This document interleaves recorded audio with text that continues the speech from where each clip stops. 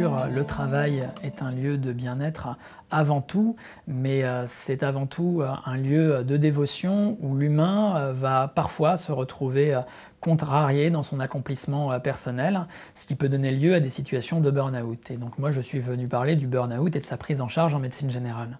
La médecine générale parce que c'est le soin de premier recours, et le burn-out parce que c'est une pathologie très fréquemment rencontrée par les médecins généralistes. Pour le diagnostiquer, moi je m'appuie sur des échelles d'évaluation de la dépression parce que le burn-out s'assimile assez souvent en termes de symptomatologie à une dépression et parce que ça n'est pas une entité nosologique reconnue par les psychiatres et validée à l'heure actuelle. Quand on a fait un diagnostic de burn-out, il faut savoir quoi proposer aux patients. Alors on a 3 types de thérapies à leur proposer. Un traitement antidépresseur si ces patients sont trop malades. Des thérapies avec des psychologues ou des psychiatres, préférentiellement de type cognitivo-comportemental de gestion des émotions, qui va d'ailleurs être de ne pas gérer leurs émotions. Et enfin des techniques non médicamenteuses.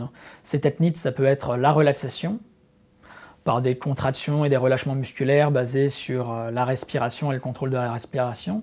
Les techniques de méditation, à savoir la pleine conscience, mais qui sont des techniques très efficaces, mais qui nécessitent à la fois une formation initiale par un professionnel et surtout une pratique très régulière de 3 fois par semaine. Donc on peut faire pas mal de choses pour aider les patients en souffrance au travail, mais on a certaines limites en médecine générale. D'abord le manque de formation des médecins généralistes sur les états dépressifs et sur la souffrance au travail en général.